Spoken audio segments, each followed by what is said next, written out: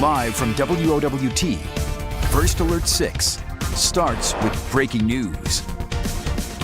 Well, breaking this morning, one person is in the hospital after a shooting in central Omaha. This happened about 9:30 last night near 50th and Spring. You can see the scene there. Authorities say one person was taken to the hospital. So far, no word on the extent of injuries or what led up to this incident. We're also waiting to hear if any arrests have been made. In the meantime, breaking this morning, 2 people in the hospital after an overnight crash. Officers are called to the area of 40th and Dodge. This is just before 1:30. And the good news is no injuries suffered are considered to be life-threatening. We'll make sure to update you on both breaking stories on air and online as soon as we know more.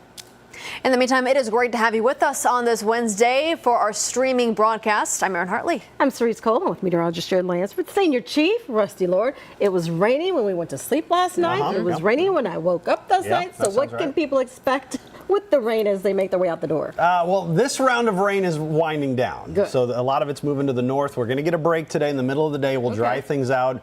But it's humid out there, and then we're going to add some heat to it. So a little bit more than yesterday's 82, I can guarantee you that. We're at 72 right now. Calm wind for the most part. Feels like temperature, dew point, all these numbers are about the same. That means there's a lot of moisture hanging in the air. And here's what's left of the rain. The steadiest is now moving out of Harrison County. Pretty good batch of rain here in Washington County up into Burt County with Tacoma there. And then this little area of rain to the southwest of Elkhorn. That's what's yet to move through here during the 7 o'clock hour. So not widespread rain. It won't rain in the entire metro area, but still have some of this, which for the last hour or so has been mostly west of 204th Street and moving up towards Bennington. So a little bit left down there that extends as far south as Lincoln. Pending anything new developing southwest of that, which right now doesn't look all that likely, that's where the showers are going to move. Look at the estimated rainfall over the last 2 days. The heaviest for our area in the metro has been Sarpy County, some 2 and 3 inch totals. A lot of Douglas counties probably been more 1s and 2s extending over into Council Bluffs, but this over here, the Atlantic area, Cass County, Iowa, you're getting to 6s, 7s, some widespread 4 to 6 inch rain from Atlantic south through Red Oak, Shenandoah, down towards Rockport. So that's where the heaviest rain has been so far.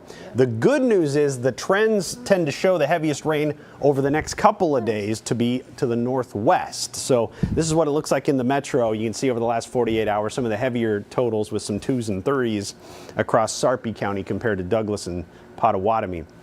Now, there is the potential for some stronger storms today redeveloping after 4 o'clock. We'll watch for this, but this yellow shaded area is the greatest likelihood. And we didn't make it a First Alert 6 weather day today because I think most of these are going to hang in our northern counties and actually move northeast out of our area. So it's not going to impact a huge portion of the area. And wind is the biggest threat again with any storms that can get going. Haven't had much lately in the last couple of days, which is good news. We'll see what we can develop out of this. The tornado threat's slightly greater than it's been the last couple of days. Best odds for anything severe would be north of I-80. I would be very surprised if anything can get as far south as I-80, but we'll watch the potential nonetheless. You can tune into Jade and Emily later on today. They'll be tracking any storms that develop. But there's the morning rain moving out. By noon, we're up into the 80s, so a first alert to a warm and muggy day. You got a pretty good pool afternoon, I got to say. We'll warm up to near 90. You got a couple of storms by 3, maybe a tad early. I'd say closer to 4, but there you go. Monona County back towards Columbus, and then they move northeast, and they just struggle to get any farther south than that by 5, 6, 7 o'clock. So should be fairly quiet in the metro with a high near 90, 91. It's a hot and it's a humid one. Send the kids outside and take them to the pool. I don't think you got anything to worry about during the day. It's later on tonight when some cooler air may rush out and maybe fire off a few new storms. And then overnight where we could get some more storms. But again, they're mostly tracking north of I-80. And where it hasn't rained with the heavy 5, 6, 7 inch rain totals just yet, and that may try to tack on a little bit more there. By early in the morning, not too much left on Thursday, but there still could be a couple of showers. Thursday's severe weather potential, then it's a 1 out of 5, mostly afternoon in our area, and then everything would slide east. So you look at the additional rainfall. I don't think this map's going to be very cooperative, but basically if it shows up here waiting on the file to load, the 1s and 2s with the heavier rain are probably going to be in our northern counties here sometimes that lags a little bit. 88 for the high on Thursday, 90 on Friday. So right around 90 the next couple of days, and it's going to be plenty humid. I don't see that going anywhere anytime soon. We've added a ton of moisture to the ground and to the atmosphere the last couple of days. Okay, looking ahead to Friday, lots of people, a couple thousand, are going to be on to Memorial Park concert, of course, see Ringo Starr perform. I think people want to know how that weather forecast is going to play out. Ground may be a little squishy, but it won't be raining by that time, which is good news. I think it's looking pretty dry, pretty typical summer stuff here. You've roasted out there in years past if this is a thing you do frequently. Upper 80s to near 90 by the time the concert gets going. We just started it in the afternoon because people are out there setting up, getting ready, just hanging out. And then the concert gets going for the evening hours. Fireworks around 10 o'clock with temperatures near 83. We left a small chance of a storm in there. I think the vast majority of the area is likely to stay dry. That will be the case for Saturday too, but it does trend a little warmer into the weekend. 94 and 93 respectively over the weekend, with some storms late Sunday being the next threat to watch. And then next week looks a little bit cooler. So it's humid out there. Yeah, that's not going to change much. Luckily, no huge heat waves. I do think it's going to get a little warm. Could have some heat index values this weekend up near 100, so keep that in mind. I am concerned about the squishy ground because all those people set up their, that's where they get their spots with those blankets. That's the thing. They're going to go put that out there. The blankets might be a little soggy if they soak up some of the moisture from the last couple of days. Plan B, folks. Like a waterproof? Plan B. Yeah, something like that. Yeah. Okay. Let's talk about traffic now, because for the second morning in a row, we're dealing with power outages. We know that can affect traffic. Yeah, and it's in Southo where we've got it going on right now. So let's take a look at the map and I'll show you where kind of the majority of these power outages are in place. And of course, anytime we start talking about power outages, as far as traffic goes, you have to watch for intersections where those lights may be dark and you need to treat those as all-way stops.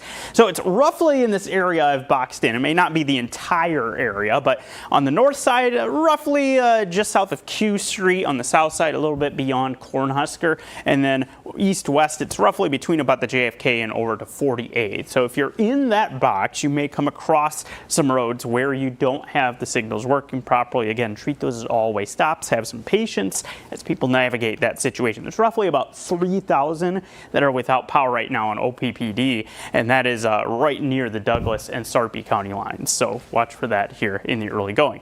Also, speaking of Sarpy, we do have a crash. This is Fairview, just off to the east of 132nd. For reference, this is a little north of Springfield. So if you're heading in that area, you need to watch for that being something that could slow you down. And we've had some delays that have been extending into the 80 and 680 interchanges as you make your way to try to go westbound on I-80. That's in that entrance to the construction zone. But also, I suspect there's some people who are maybe using a little extra caution heading into some of those curves, interchanges. We get these wet mornings. That's where we can sometimes have issues with people are going a little too quickly. So watch for some of those backups into the interchange. We zoom out all the way and you can see that traffic is definitely picking up as you're making your way along Dodge, on Center, I-80. We've got several roads that are showing some signs of a little bit of sluggishness, but no big delays aside from those first couple that I did mention there with the power outage potential and the construction zone on I-80. So we'll keep an eye on it, and if we start seeing any other issues, of course, we'll first alert you to it. All right, we know you're on it. Jarrett, thank you so much. All right, happening today, a teen accused of murder is set to make his first court appearance. 18-year-old Tamari Neal was arrested in connection to a shooting death of Ashton Fletcher. Well, it happened near 62nd and Camden Avenue. Neal has been charged with first-degree murder, first-degree assault, and weapons charges. 2 other teens have been charged in the case. Also today, Governor Jim Pill is set to sign a bill aimed at curbing the influence of foreign adversaries in Nebraska. LB 644 looks to cut foreign access to state infrastructure, contracts, and property. A bill signing ceremony starts at 1 o'clock this afternoon at the state capitol. With Marie Cade now at the safety desk this morning. Maria, a new study from the American Heart Association is finding deaths from heart attacks have actually dropped significantly. Yeah, there's a new study. This is some good news, and the study is finding that overall heart disease death rates dropped 66% in the U.S. for adults ages 25 and older, and deaths from heart attacks specifically, those dropped nearly 90%. So the lead author says that some significant developments are helping people survive cardiac events that were once a death sentence, but there is a flip side to those findings. Unfortunately, they did find that deaths from all other kinds of heart disease increased 81% here in the U.S. And experts say contributing risk factors for this include a rise in type 2 diabetes, high blood pressure, poor food choices, and a lack of physical activity. Okay. In the meantime, switching gears now. So we know that vaccines have prevented the deaths of more than 150 million children worldwide over the past 50 years.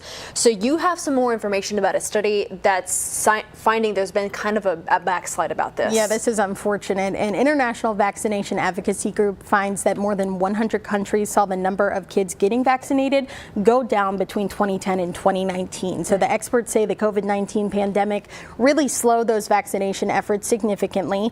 People stayed home, they maybe avoided those medical visits. The report also cites political instability, climate issues, and vaccine misinformation as some other factors for why this could be happening. Of course, this is all happening as the U.S. is nearing a record for the most measles cases reported in a single year since that disease was declared eliminated back in 2000. But experts say the outbreak has been primarily among people who don't have the vaccine. Interesting. Okay, Marie-Kate, thank you.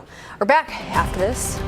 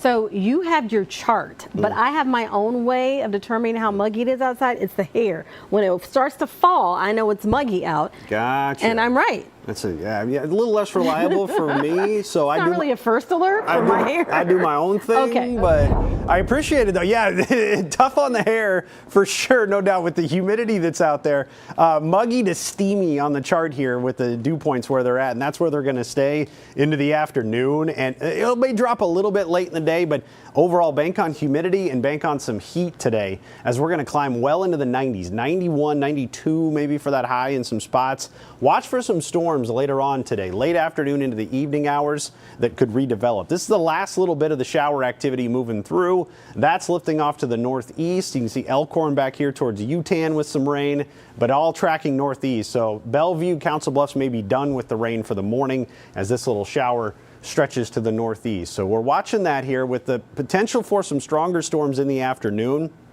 After 4 o'clock, late afternoon into the evening. Now, the best odds are likely going to be up here to the north. I think as you take a little wider view, you can see how this yellow shaded area is a little more expansive. Right now, models suggest things develop back here and then move northeast and maybe just kind of graze our viewing area in that yellow shaded area. So that's why we haven't made it a first alert 6 weather day, but we're going to be tracking these storms this evening. Best odds for strong wind gusts north of I-80, possibility of a tornado north of I-82, but I think that may end up being more of a Norfolk to Sioux City problem.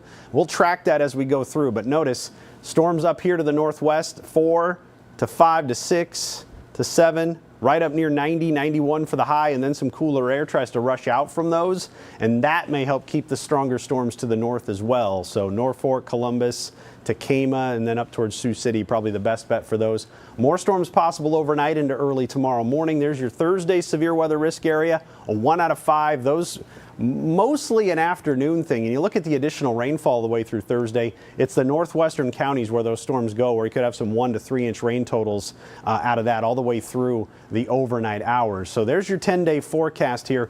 Haven't talked much, but there's your Thursday afternoon potential for some storms here. You can see those try to move through in the middle of the day, and then they move east pretty quickly. And the rest of the day, pretty spotty and sparse before things really settle down for the evening. So I'm more about afternoon storm potential on Thursday if there's going to be anything, as opposed to the evening and overnight hours as a front tries to move on through. Then it heats up for the weekend. 94 Saturday, 93 on Sunday.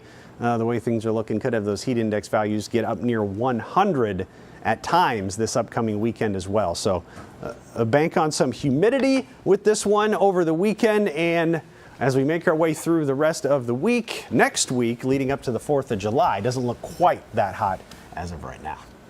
All right, Russ, we got another update on those power outages and traffic. Yeah, keeping an eye on the area of Southo. It's kind of right near that Douglas, Sarpy County border is where we're seeing a lot of these concentrate. And we can show you the map here on where we're seeing those power outages. As I get over there, I'll zoom in there a little bit tighter. But it's about 3,000 that are without power, and you can see the deeper blues signifying where you have more of those being in place. So as I zoom this in, you can see it's right around Bellevue. As you're getting into Southo, a lot of those areas, you may encounter some traffic signals that are dark. And as I flip the mode here in the input on this monitor, I'll show you on the traffic map so you have a better idea on roads. So about Cornhusker to Q as you're going north-south, and then between about the JFK and 48th is where you're looking at that potential for any of those signals being impacted. Also some wet roads. You can see a little bit of a shower making its way over 204th and West Dodge. Watch for some of those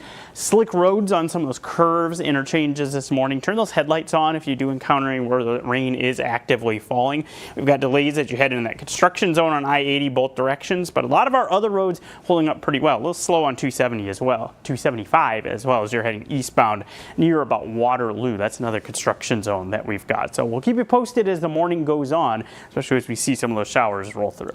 All right, Jarrett, thank you. Well, a childhood dream turned to reality. And the local guys, they could hear their names called during the NBA draft when we come back.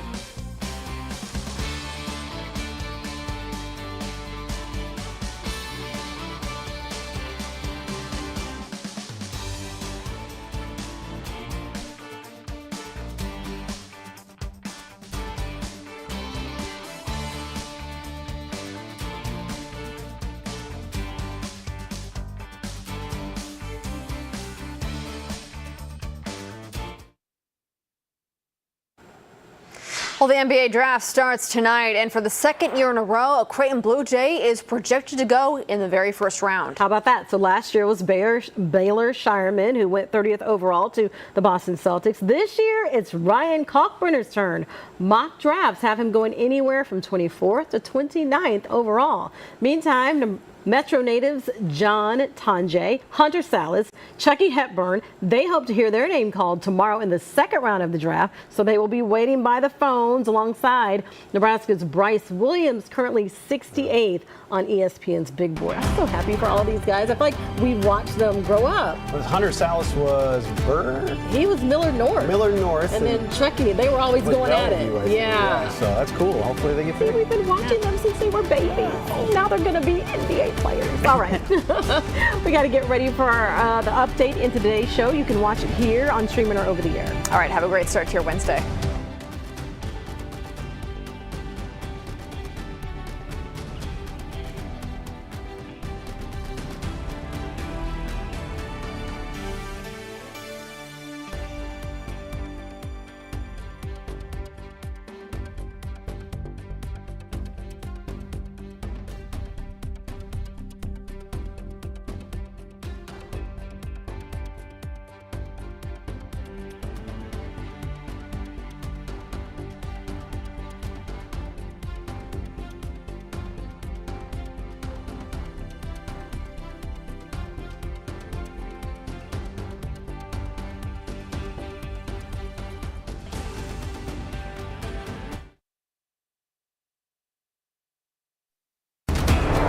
Live from WOWT, First Alert 6 starts now.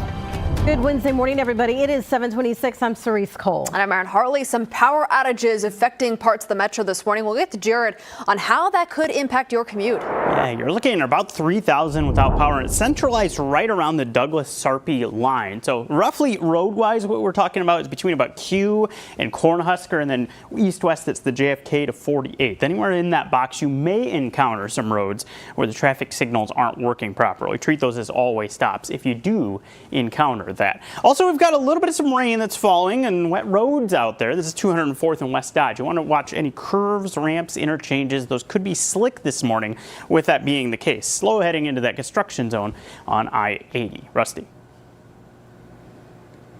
Thanks, Jared. And out here at about 204th and Dodge, you can see where that shower is around Elkhorn. It extends all the way back into parts of Saunders County, but that'll be lifting to the north, and that's the last little bit of the rain that'll move through here during the 7 o'clock hour. And then we'll probably shut it down for this round as it's all moving to the northeast. And now the heat's going to build in today. It's going to be humid. We've added moisture.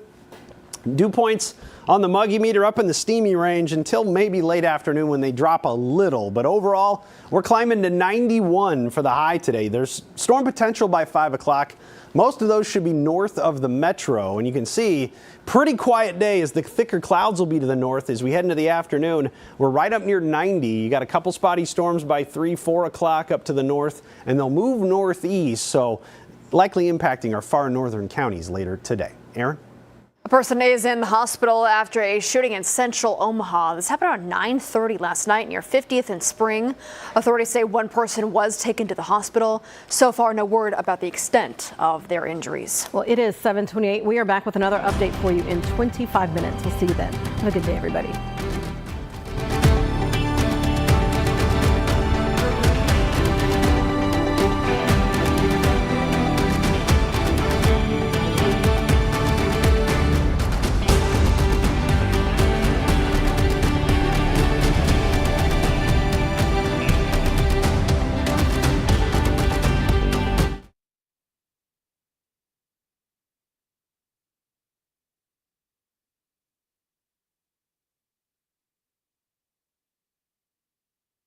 Basically, get out, Bezos. Yeah, you can't rent a city.